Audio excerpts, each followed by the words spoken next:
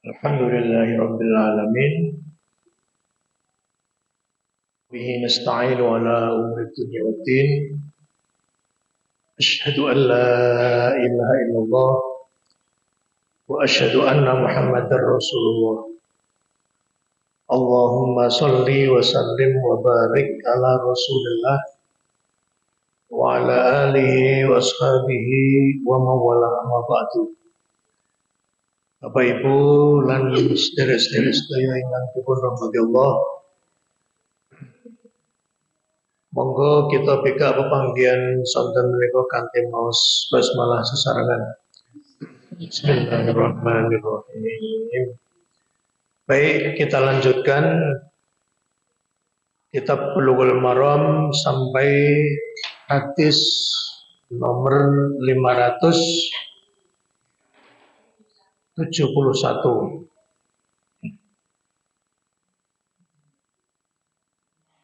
Baik. Di kitab saya 571 berbunyi wa an Jabir, dari sahabat Jabir radhiyallahu anhu qala, Jabir menceritakan qala Rasulullah sallallahu alaihi wasallam bersabda, idza kaffana ahadukum akhahu, kalau kalian mengkafani saudaranya, atau apabila salah seorang dari kalian mengkafani jenazah saudaranya atau temannya, fal yuhsin kafanahu, hendaklah dia membaguskan mengkafaninya itu dengan bagus, dengan baik.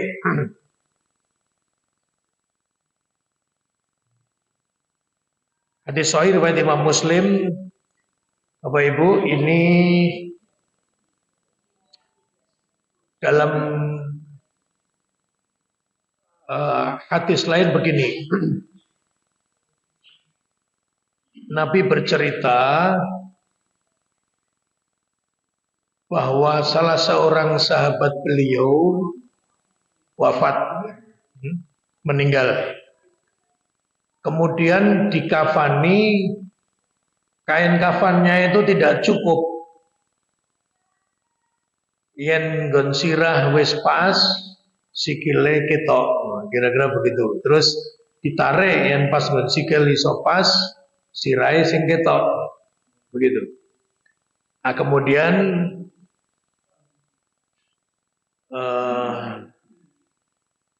di akhir ungkapan tadi Rasul berkomentar, idza kafana ahadukum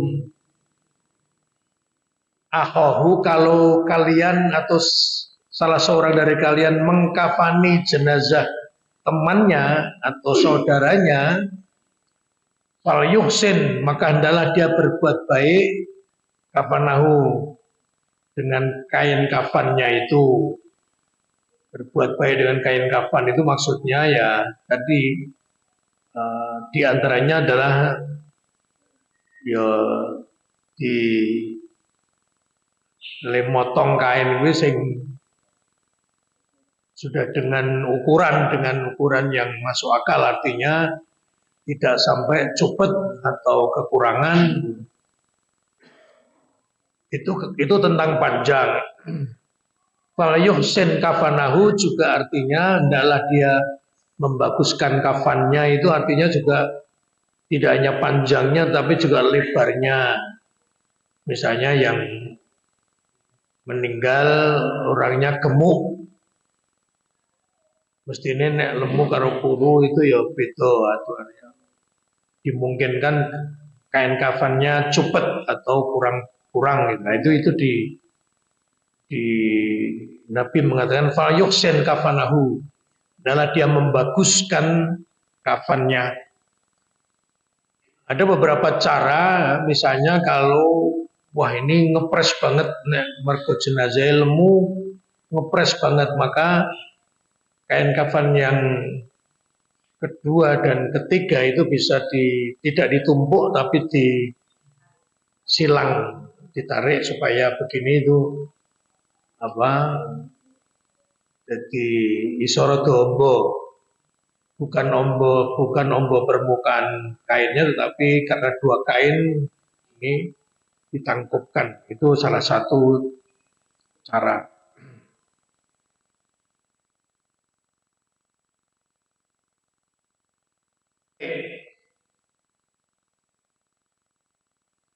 Ya ini memang saran ada saran bahwa setiap kelompok umat Islam, misalnya masjid, itu nyiapke kain kafan.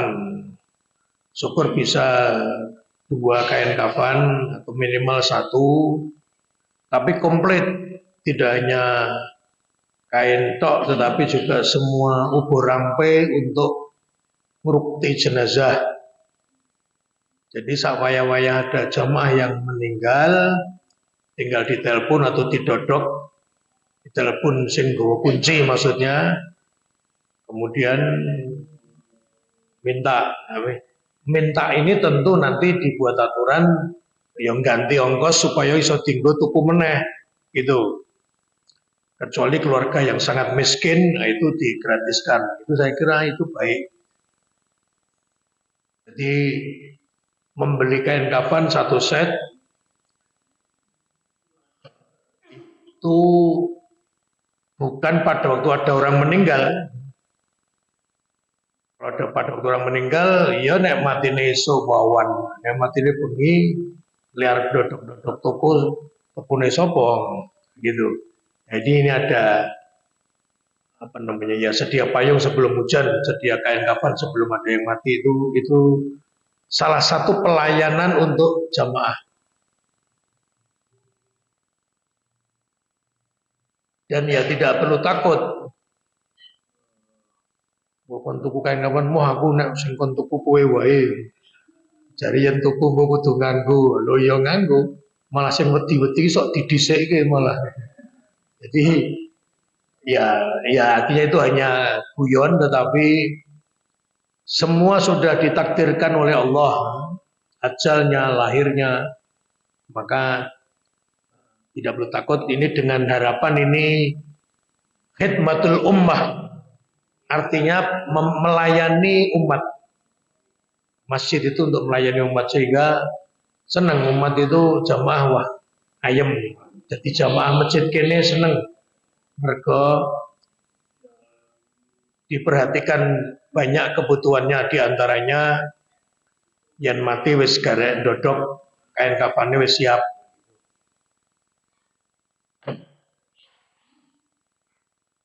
Macam-macam ya, ada gunting, ada korok kuping, ada tusuk gigi itu untuk membersihkan kuku-kuku, potongan kuku juga ada. Baik, kita lanjut. 572 sekarang. Wa anhu ini artinya naik satu ke atas dari Jabir. Wa anhu radhiyallahu anhu qala, dari Jabir radhiyallahu anhu dia mengatakan, kanan Nabi adalah Nabi Muhammad sallallahu alaihi wasallam yajma'u bainar rajulaini, Nabi Muhammad pernah mengumpulkan dua jenazah laki-laki min qatla Uhudin. Dua jenazah itu termasuk salah satu dari sekian banyak korban perang Uhud, mati syahid dalam peperangan melawan orang kafir di Uhud. Uhud nama sebuah gunung di luar kota Madinah, tidak jauh. Itu yang meninggal sampai 70 sahabat Nabi penghafal Quran itu wafat. Ini ada dua orang yang oleh Nabi dikumpulkan fi thawbin wahid, dengan satu kain, dikumpulkan. Jadi jenazah loro dibungkus dari siji. Ya, ini bisa jadi juga karena kekurangan bahan dan waktu itu mungkin ya jadi keadaan apa perang melawan orang kafir itu kan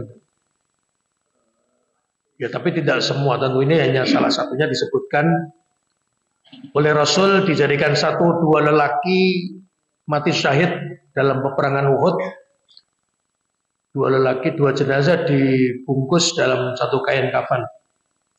Tsumma yaqul, kemudian Nabi berkomentar, ayyuhum aktsaru ahadan lil Quran, aktsaruhum akhdan lil Quran. Nabi mundhut pirsa begini, iki sakmene kae jenazah syahid perang Uhud itu tadi 70 ya. Siapa di antara ini yang paling banyak hafal Quran?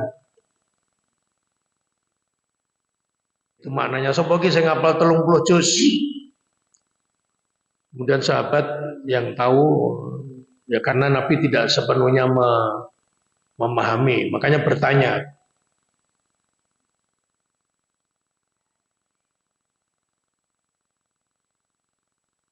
Yuqaddimuhu ila fil lahadi, dengan maksud Nabi bertanya sapa sing paling oke hafalan Quran dari sekian ini, sing paling oke didekatkan dengan lubang liang lahat untuk kemudian disolatkan oleh Nabi. Nah ini makna dibalik ini adalah misalnya wis sing hafal 30 juz, terus sing hafal mungkin 20. Nah itu rada adoh dari Nabi, dari yang lahatnya. Sing hafal 10 juz rada adoh meneh. Sing hafal 5 juz rada adoh 1 juz. Iki sing hafal ming 4 petang surat piye? Napa kulhu falak anas karo abad.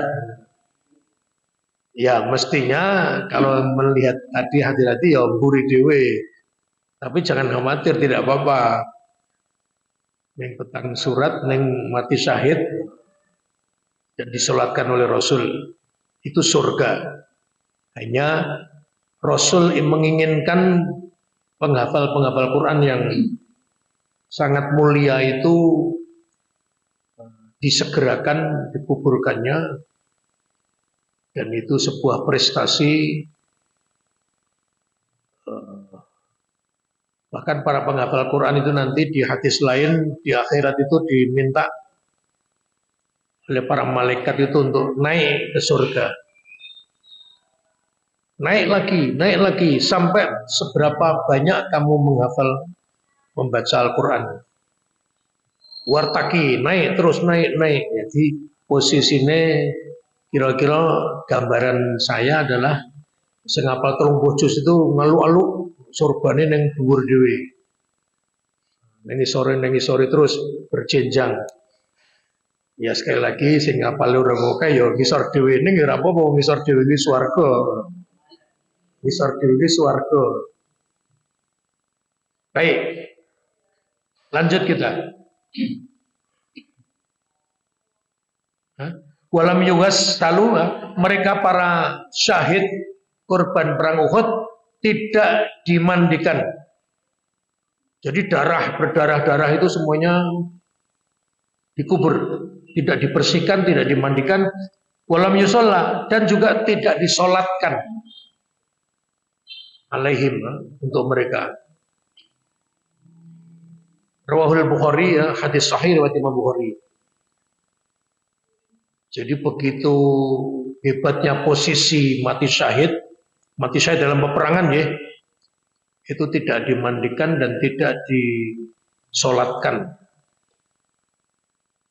Mereka ya begitu inginnya Allah seperti itu dan disampaikan kepada Rasul dan Nabi ngajari seperti itu. Mungkin ada yang bertanya lah, kira-kira ada mengapa? Ya karena dia mati syahid dalam peperangan membela agama Islam. Apalagi waktu itu bersama Rasulullah. memang ada hadis lain, syahid itu ada beberapa tingkatan-tingkatan. Yang paling tinggi yaitu membela agama Allah dan mati dalam peperangan. Nah, di antara yang disebutkan oleh Rasul mati syahid yang lain adalah wanita yang melahirkan. Karena melahirkan dia meninggal bukan dalam peperangan tapi dikelompokkan sebagai kelompok syahid. Dia berjuang demi anak. Ada kalanya anaknya hidup, ibunya mati. Atau kadang-kadangnya dua-duanya meninggal. Ya, ini ada juga yang mati karena terbakar, karena tenggelam, macam-macam ada banyak. Tapi yang tidak dimandikan dan tidak disolatkan hanya syahid dalam peperangan ini. Jadi kalau ada wanita yang meninggal karena melahirkan ya tetap biasa. Dia dikelompokkan syahid oleh Rasul, tapi praktek kita dalam ngrukti jenazah ya sama, dimandikan, dikafani, kemudian disolatkan dan dikuburkan. Walaupun dia syahid. Baik, berikutnya wa Ali radhiyallahu anhu qala, dari sahabat Ali bin Abi Thalib radhiyallahu anhu, Ali mengatakan, sami'tun nabiyya, aku pernah mendengar Nabi Muhammad SAW yakul, Nabi ngendika bersabda, la tughalau fil kafani, jangan berlebihan dalam mengkafani jenazah. Berlebihan itu dalam mengkafani itu kain kafane jangan berlebihan. Mbuh dawane, mbuh cacai jumlahnya. Fa'innahu, sesungguhnya kain kafan itu yuslabu syari'an, dia akan cepat hancur, cepat rusak. Rawahu Abu Dawud. Jadi wajar saja. Wajar itu berapa? Dulu sudah kita sampaikan 3 helai sampai 5 helai. Atau kondisional, jumlahnya ganjil. Karena memang Nabi mengatakan, kafanilah jenazah-jenazahmu itu dengan ganjil. Yang ganjil itu ojo siji. Dan Nabi mengatakan 3, Nabi tidak mengatakan 1. Kafanilah dengan ganjil 3 atau 5. Gitu.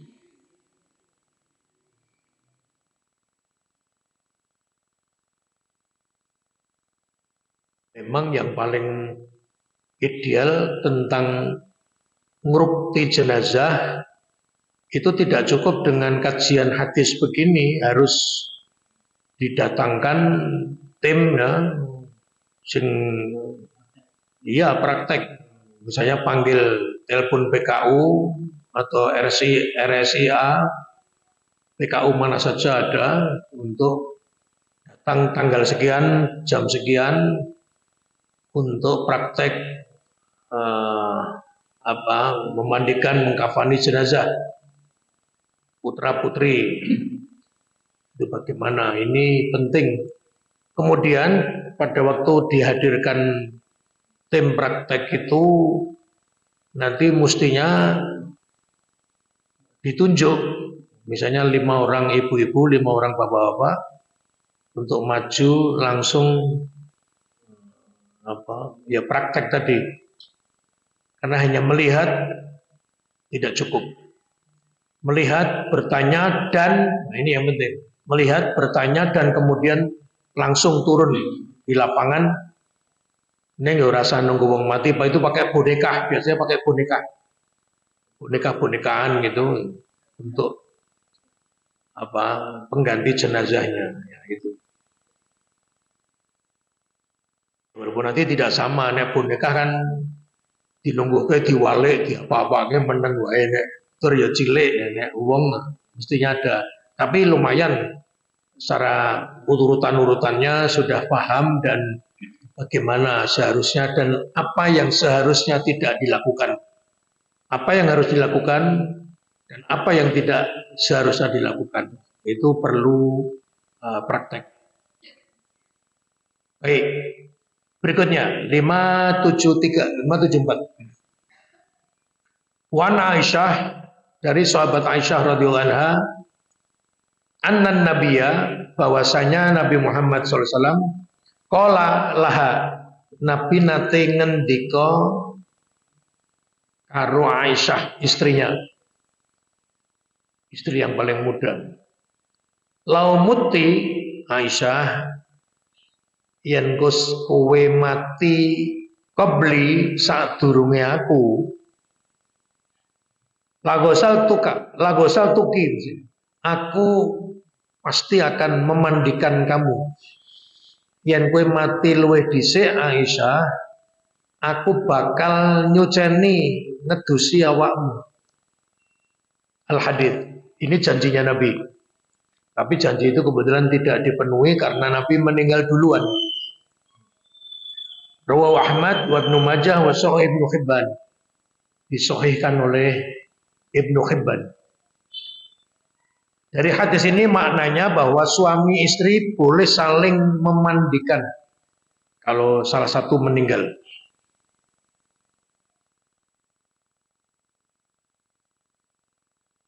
Ini dan sok-sok sing takon, Pak. Jadi suami boleh memandikan istrinya pada waktu meninggal. Boleh, sebaliknya juga boleh. Istri memandikan suami pada waktu suami meninggal. Oh ngoten nggih. Lah nek dereng sedo pripun? Dereng sedo piye durung mati ditusi. Kok durung mati kok ditusi apa ora iso adus dhewe? Ya, tidak ada dalam hadis ini tapi mestinya diperbolehkan, tetapi hadis ini ada ditusi iki mergo ora iso adus dhewe gitu. Jadi karena sudah meninggal dan itu dibolehkan dan ini berlaku hanya untuk pasangan suami istri. Tidak berlaku untuk ibu dan anak laki-laki, tidak berlaku untuk bapak dan anak perempuan. Ya. Ini harus dipahami. Kadang-kadang ada anak laki-laki itu dijorok-joroke di, ayo ngedusi ibumu, biyen kowe jangan cilik didusi nanti 5 tahun didusi terus saiki pisan ngedusi ibumu tondo bekti karo wong tua. Nek panjenengan ngerti ada kejadian seperti itu, panjenengan kudu harus usul. Ampun Pak, mboten. Saya pernah mendengar kalau memandikan itu sejenis yang boleh. Lain jenis hanya dibolehkan suami memandikan istri atau sebaliknya istri memandikan suami. Anak dan ibu tidak boleh. Anak perempuan dengan bapaknya juga tidak boleh. Anak perempuan memandikan ibunya boleh. Bukan karena itu anaknya, tapi karena dia sesama jenis. Anak laki-laki memandikan jenazah bapaknya boleh. Bukan karena oleh kuwi ora mergo anake. Nek oleh anake berarti sing dudu anake ra entuk. Oleh mergo sesama laki-laki. Itu penting. Walaupun memandikan ini dulu ya, kalau dulu itu negor wit tepok, negor tepok atau dipangku gitu, dipangku lah. Ini sosok sing mangku itu seringkali anak lanang, padahal sing sedo ibune, ini yang tidak boleh.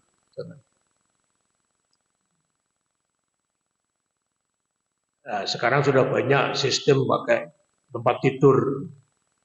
Saya melihat itu di Solo dulu. Jadi tinggal telepon datang, nanti tinggal ya ngasih uang ya seikhlasnya begitu, memandikan. Dia sudah punya tim. Waktu itu saya belum tahu caranya Pak tidur ki piye bentuke. Saya belajarnya di Solo karena saya orang Solo. Saya lihat itu ternyata hanya simpel apa tempat tidur ya tempat tidur dari besi, semua dari besi. Bawahnya itu pakai plat gitu, gon geger itu pakai plat.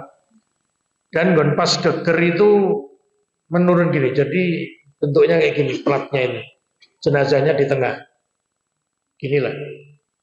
Platnya itu luwih dhuwur sing tengen karo kiwa, gon tengah, gon geger itu cekung ya rendah ya.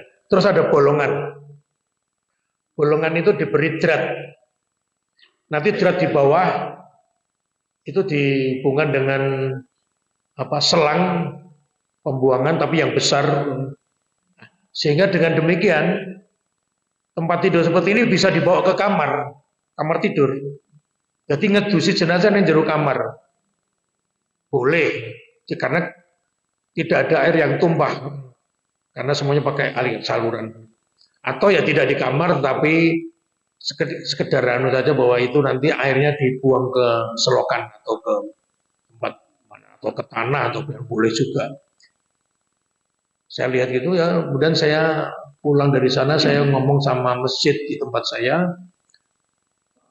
sampaikan di dalam rapat bahwa tolong kita punya tempat tidur untuk memandikan jenazah dari besi. Saya gambar sekilas gitu, ada dosen teknik, oh iya, dibuatkan sampai sekarang ada.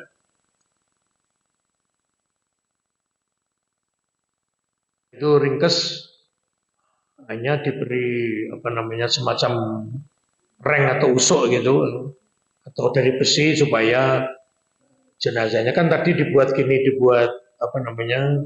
tidak lurus gini, tapi saya kira itu bagus kita dengan belajar. Itu saya belajar dari di Solo. Baik, lanjut kita. 575. Wa Asma binti Umaish radhiyallahu anha anna Fatimah radhiyallahu anha ausat. Asma bercerita bahwa Fatimah ini putri Rasulullah, anaknya Rasulullah, Fatimah binti Rasulullah. Ausat, dia waktu hidup pernah berwasiat. Apa wasiatnya? Ayyuwassalaha aliyun, agar nanti kalau dia wafat, meninggal, Fatimah ini berwasiat, goyan aku mati, tak jaluk Ali bojoku sing bakal ngedusi aku. Nah, ini namanya wasiat itu sebelum mati dia, sebelum meninggal, Fatimah putrinya Rasulullah ini ya curhat atau mengatakan, so yang aku mati, aku kepingin sing ngedusi aku ini Mas Ali bin Abi Thalib, suaminya. Ini dibolehkan. Penyanyi ya kena nulis wasiat atau ngomong karo garwane, sok ben yen aku mati Bu, ngedusi kowe ya. Kemudian nganti setahun urung mati, piye Pak urung mati? Ya ora apa monggo yen mati. Saling berwasiat. Yaitu menurut saya begitu indah wasiat itu. 576 sekarang. Wa Buraidah radhiyallahu anhu fi qissatil ghamidiyah allati amara nabiyyu bi rajmiha fi zina. Ngaten. Ini dari Buraidah radhiyallahu anhu, dia mengatakan, bercerita tentang kisah ada seorang wanita dari suku Ghamidiyah, dari kabilah atau dari suku namanya suku Ghamidiyah, ada perempuan waktu zaman Nabi ini, itu dia lapor kepada Rasulullah. Jadi dia lapor, Nabi, saya berzina. Jadi ada seorang perempuan berzina jenenge berzina itu hubungan dengan selain suaminya atau ya enggak, kita nggak tahu ya apakah dia bersuami atau tidak. Itu pokoknya dia berzina. Kemudian disebutkan ya Nabi waktu itu hadisnya panjang. Nabi berusaha dalam hadis tadi, Nabi berusaha membelokkan apa pembicaraan.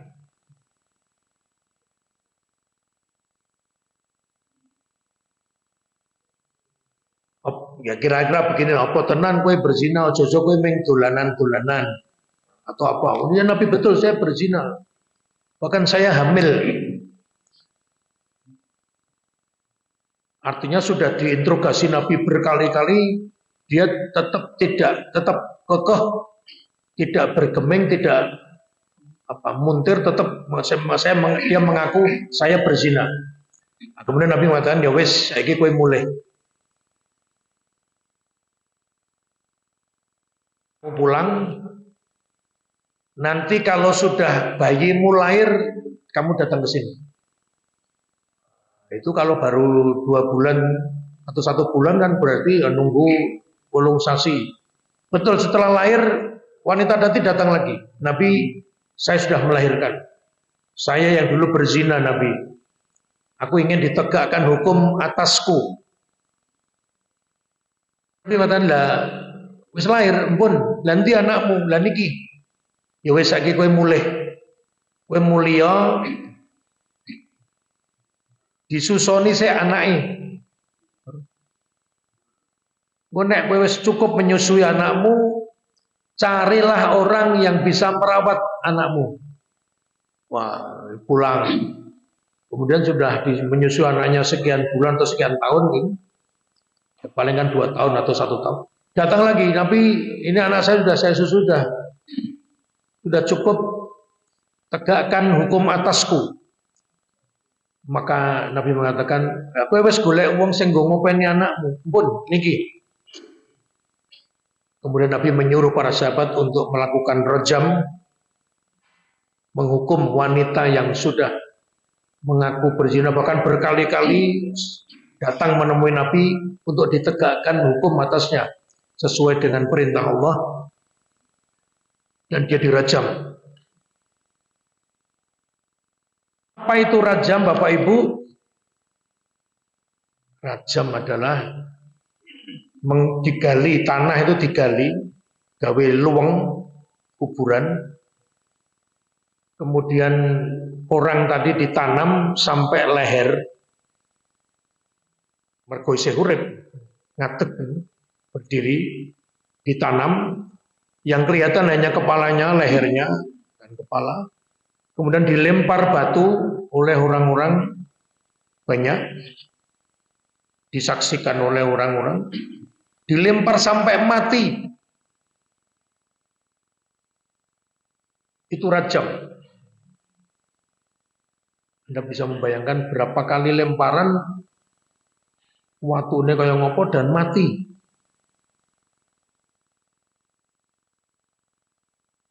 Hukuman rajam adalah diberlakukan untuk muhson. Muhson itu orang yang sudah nikah, berzina, laki-laki atau perempuan, maka dia dirajam, dibunuh, tapi cara membunuhnya seperti itu. Lah, ini di sini disebutkan dalam hadis, ya, disebutkan dalam hadis 576. Ini wanita dari Qomidiyah, amara Nabi biratmiha, di mana Nabi memerintahkan para sahabat untuk merajam dia. Fizzina, dalam kasus dia berzina, bukan dilaporkan oleh orang, kalau sekarang oleh polisi bukan, tapi pelakunya ngaku sendiri. Karena kalau laporan gitu, Pak, saya melihat dia berzina. Maka kalau dalam Islam tidak bisa diterima neming muningun. Sopo saksine? Saksine kulo. Demi Allah saya melihat dengan mata kepala. Nah, selain kowe sapa? Mboten enten kula saksine. Misalnya ya, suami menyaksikan istrinya berzina. Misalnya, kula ngerti dhewe niku bojo kula, dia berzina dengan orang lain. Maka dalam hukum Islam tidak bisa seperti ini diterima saksi. Kecuali dia bisa mendatangkan 4 orang saksi yang 4-4-nya ini melihat betul orang yang berzina. Lagi telu, wong telu nonton, oke berzina, ayo lapor. Golek kanca sijine lagi golek, sing zina wis rampung. Bareng tekan kono kalau dituduhi, wah wis rampung, ora iso. Quran ini 4 harus mendatangkan saksi 4 dan 4-4-nya melihat. Nah, ini kasus ini dan kasus yang tadi ya, perzinahan yang dilaporkan orang disaksikan oleh 4 saksi itu belum pernah terjadi dalam masa hidup Rasulullah. Begitu hebatnya Allah membuat peraturan itu. Nah, mungkin begini logika normal kita manusia, lah nek sing meruh wong siji tok bojone misalnya, yakin betul apa ora entuk dienggo saksi? Tidak bisa. Quran itu Allah. Lah terus sing zina kuwi apa terus ora dosa yang ora ditampa saksine? Bukan begitu. Untuk dirajam tadi loh, untuk dibunuh, ditandur ngantek ketok sirai tok, tele-tele dibalangi waktu sampai mati. Ini kasus itu hanya bisa dengan 4 saksi. Kalau tidak bisa. Adapun saksi orang yang berzina berhubungan suami istri dengan orang lain tanpa ikatan nikah, bukan istrinya, bukan suaminya, maka tentu ini adalah dosa besar. Nah, itu nanti urusan Allah di akhirat. Tapi urusan dunia kita sesama manusia tidak boleh menjatuhkan hukuman rajam kecuali ada 4 saksi yang semuanya melihat. Nah ini dalam kasus ini tidak ada yang melihat, tapi pelakunya lapor sendiri dan Nabi wis ngenggok-ngenggokke. Oh ya, ngenggok-ngenggok itu maksudnya ojo-ojo kamu bukan zina, tapi tidak, Nabi saya berzina, bahkan saya sampai hamil. Baru Nabi menerapkan setelah prosesnya panjang. Bayinya dilahirkan, kemudian diberi ASI sampai secukupnya, kemudian isi golek wong sing arep ngopeni bayi ini, baru setelah proses itu semua dilakukan dihukum rajam. Lah, kemudian dikatakan di sini hadisnya kembali ya, tsumma amara biha fasulli 'alaiha wa dufinat. Kemudian Nabi kasus tadi wanita yang berzina sudah prosesnya panjang tadi sudah, baru dirajam. Nabi menyuruh para sahabat untuk merajam mati sampai wanita tadi mati. Kemudian Nabi menyuruh untuk mensolatkan solatno jenazah iki. Wa dufinat, kemudian Nabi memerintahkan untuk dikubur.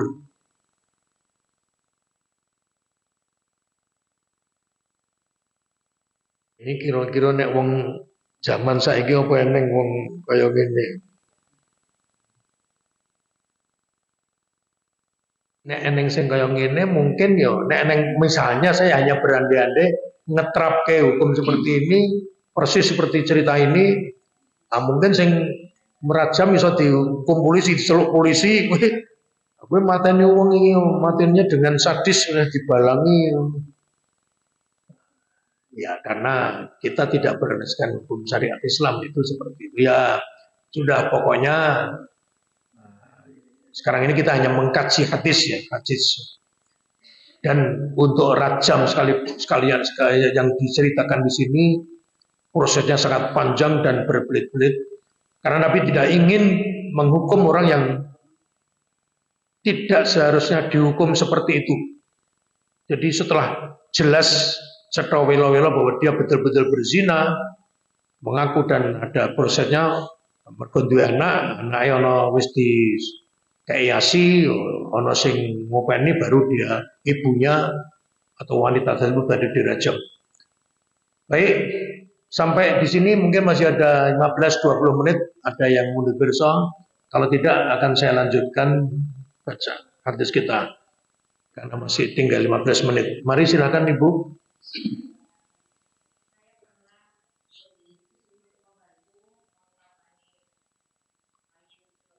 Iya.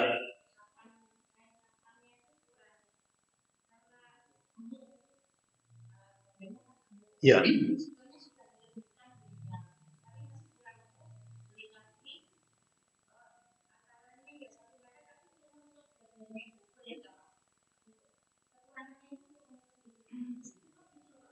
Oh iya. Iya, insya Allah dibolehkan, insya Allah dibolehkan. Karena sebetulnya kalau cupet lebar badannya itu kan janjane problematika lebar kain, ya tak? Betul nggih? Lebar kain. Kalau panjang kain itu bisa tuku 50 meter juga bisa, terserah. Tapi kalau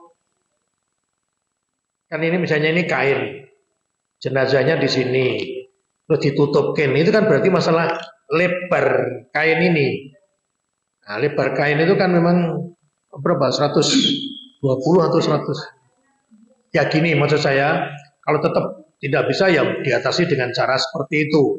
Diatasi dengan cara lain yaitu ditutupkan, dipotongkan kain lagi untuk penutup yang belum sempat belum tercukupi tadi. Karena kalau mencari lebar yang mungkin ada kain yang lebarnya 2 meter atau 3 meter lebar. Ya Allah alam. Ya, insya Allah dibolehkan itu karena intinya tertutup semua. Itu namanya membaguskan dalam mengkafani jenazah. Monggo yang lain silakan kalau ada. Mari Mas Rakil.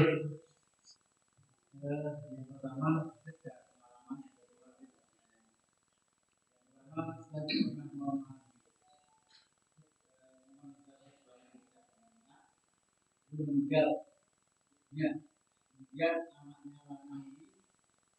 mau mandikan, kemudian saya berikan dari dia malam-malam saya beri.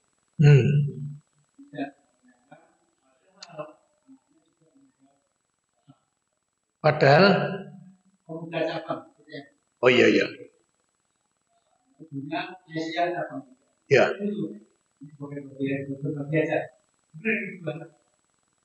Terjadi di Mahkamah Muslim beberapa agama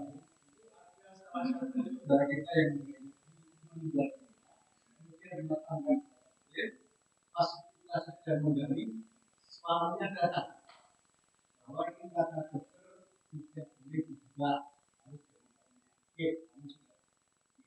ternyata pada waktu pelaksanaannya suaminya itu berbeda ketika suruh ngambil langsung bunuh. Artinya jenazahnya dibuka, kurs petinya dibuka.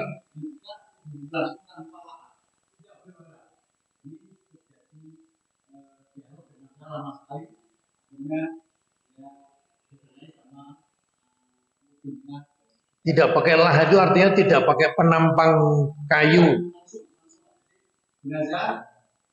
langsung diuruki. Ya.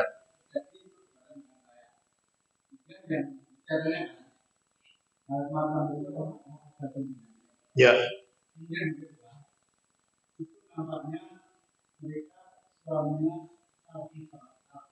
Ya. Pada waktu itu setelah dimakamkan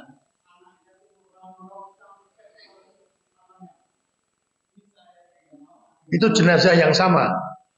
Ya, jenazah yang sama. Ya, ya.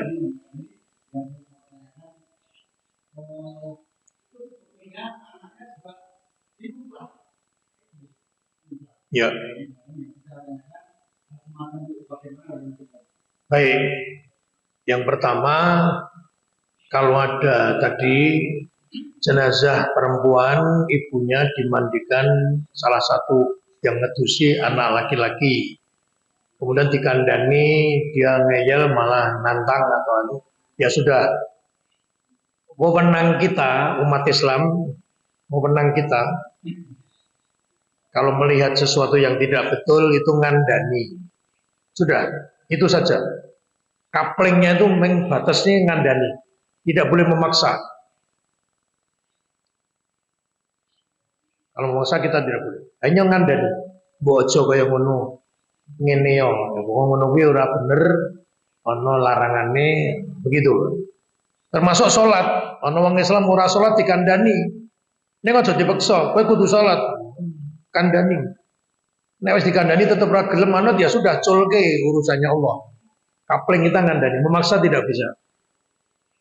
Ya, termasuk tadi. Nah, tentu penjenengan dan itu wis untuk ganjaran.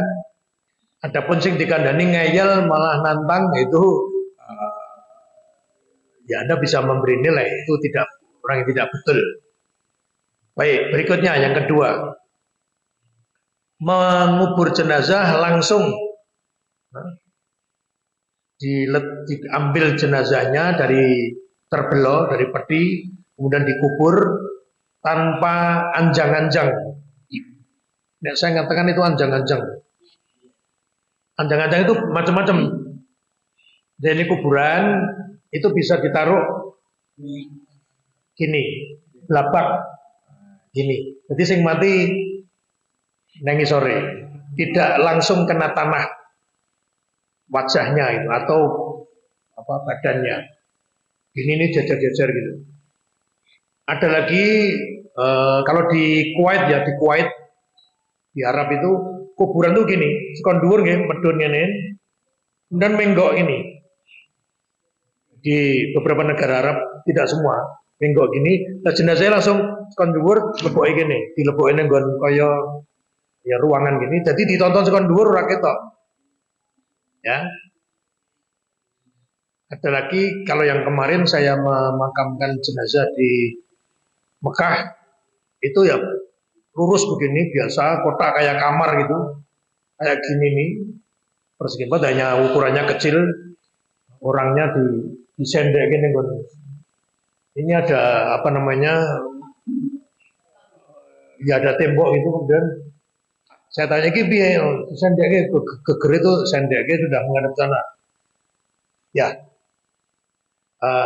itu lah ini tadi pertanyaan dari Pak Rakil itu tanpa ada papan atau kadang-kadang tidak papan, kadang-kadang cor-coran ya dari semen ada itu cor-coran kotak-kotak seperti ini pun ditaruh karena liang lahat itu yang di sini yang di bawah ini kecil seukuran orangnya kemudian di atasnya ini gini jadi di antara jadi begini ini jenazahnya di bawah itu ada yang dari semen.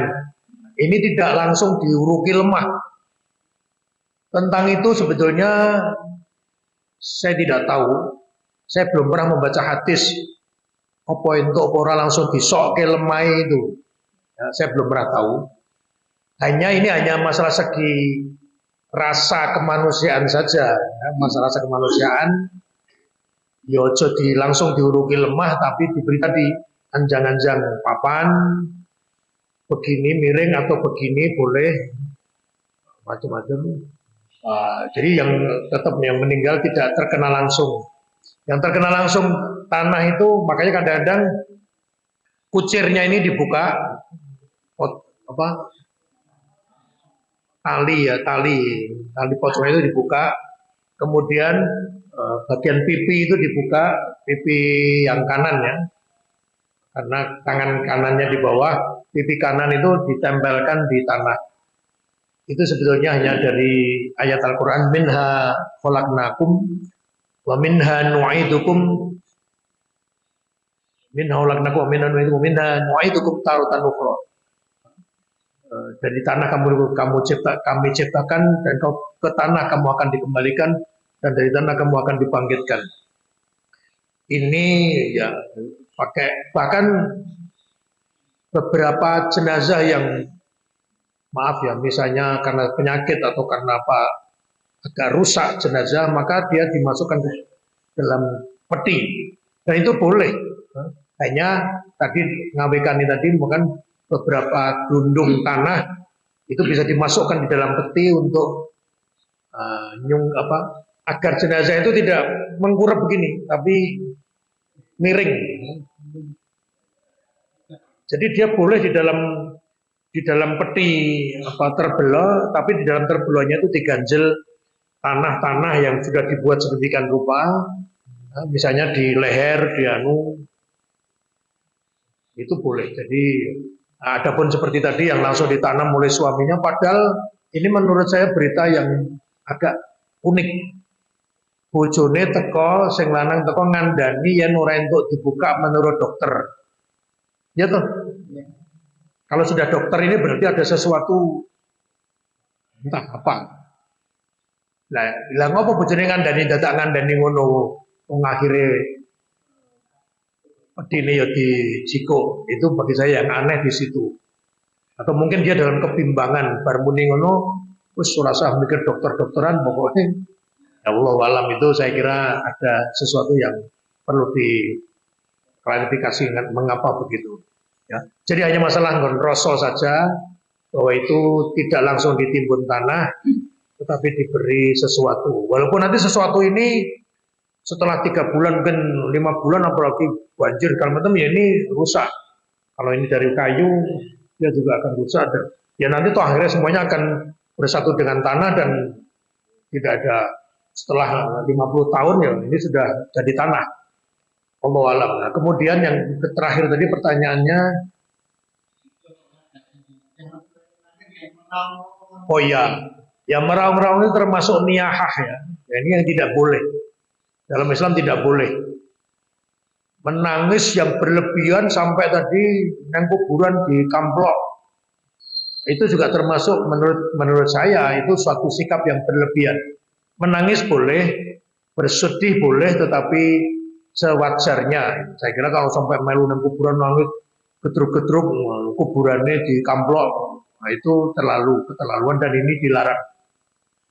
Pertanyaan adalah misalnya itu tadi anaknya ya yang nangis, ibumu kuwi ndeke sapa? Kowe kuwi ya ndeke sapa? Maka kalimat tarjih bukan tarjih ya, tarjih itu adalah inna lillahi wa inna ilaihi rajiun. Itu Quran. Sesungguhnya kami milik Allah dan kita akan kembali kepada Allah. Yang sering bahasa Jawa yang sering kita dapati sampun kapundhut dening Allah. Jadi sudah diambil oleh Allah. Karena yang milik yang punya Allah. Nah, kita ini ketitipan. Saya kira itu jadi itu menunjukkan keikhlasan walaupun di dalam keikhlasan itu ya ono tatu atine mergo bojone mati, ibune mati. Saya kira gitu ini dibutuhkan apa namanya ya kesabaran. Monggo wonten sanesipun jam 5. Monggo Ibu di luar.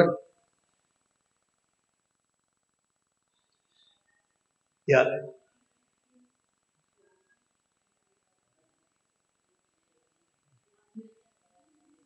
Ya, pokoknya supaya saya bisa dengar. Waalaikumsalam warahmatullahi wabarakatuh.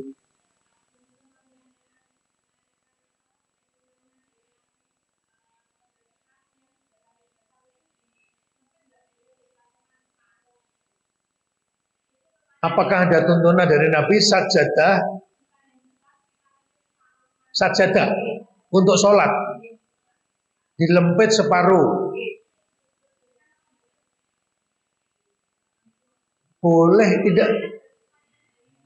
Ya, gini. Dari Arafah bilang apa? Orang entok dilempit gitu.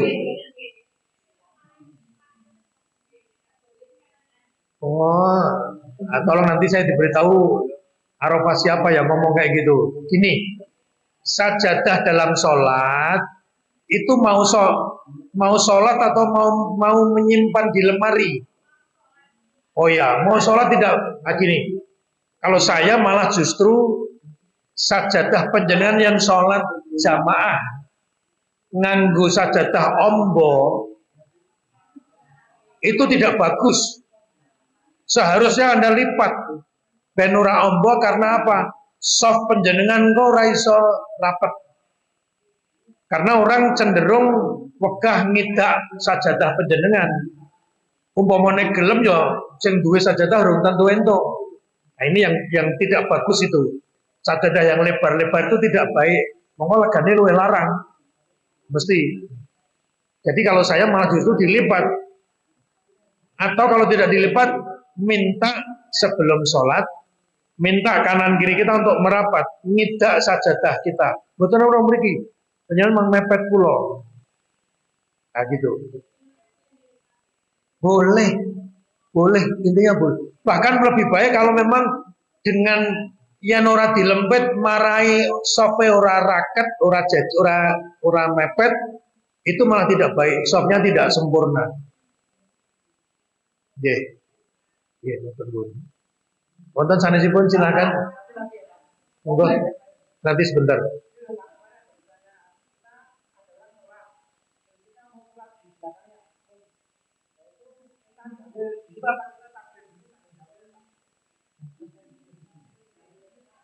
Takbir urasan jawel nek wis takbir. Gini. Sebetulnya tidak usah jawel ya. Panjenengan neng tengene jejer tengene itu sudah berarti panjenengan makmum. Ini ya saya ngerti. Yang sing salah tadi mudeng. Jawel boleh tapi jangan keras-keras malah jadi ora jadi karepe pelan-pelan saja dipegang, kemudian langsung dijajari sholat.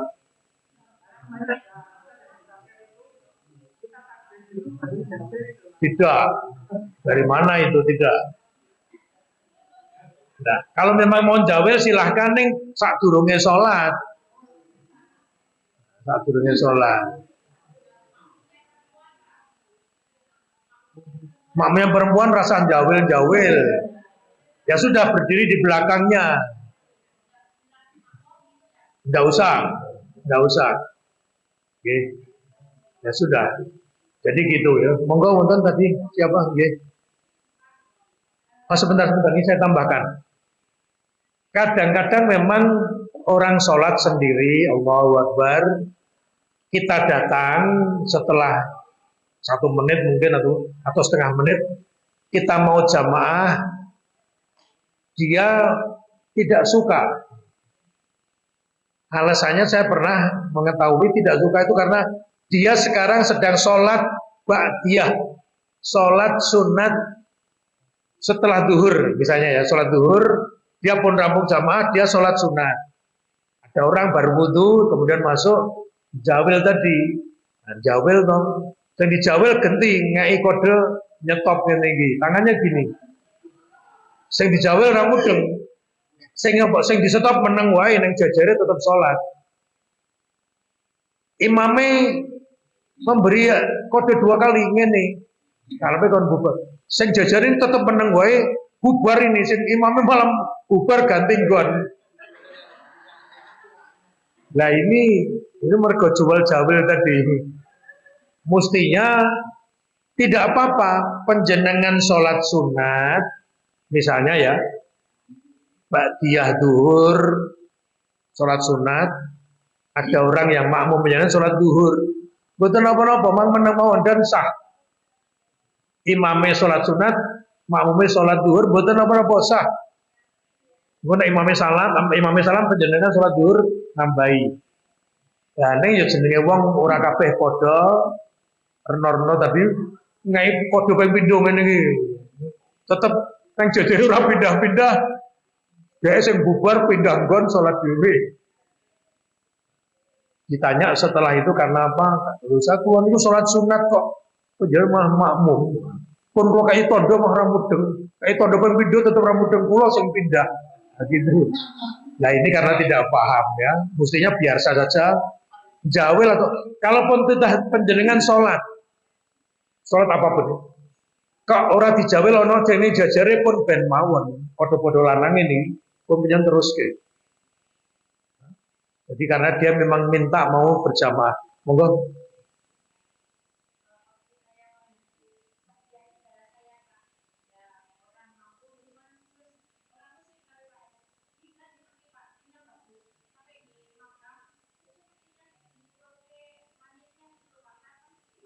Nggak boleh, nggak apa-apa. Jadi gini, sering itu jenazah dimasukkan dalam peti dari rumah, digawa yang kuburan.